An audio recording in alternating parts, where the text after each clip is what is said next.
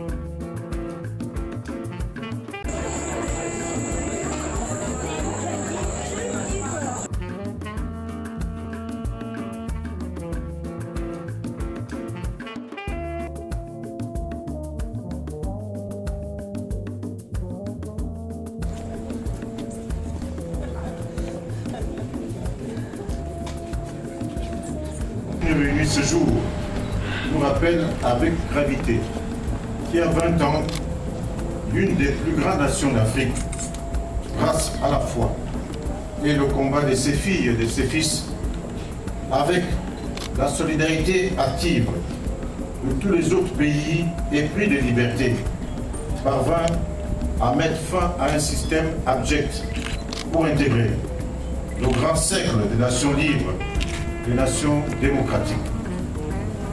La célébration de cet événement à Libreville est symbolique à plus d'un titre. Elle est d'abord parce que l'histoire de la fondation de Libreville est elle-même étroitement liée à la libération de la traite négrière et à la libération subséquente d'esclaves qui s'établirent sur ses côtes.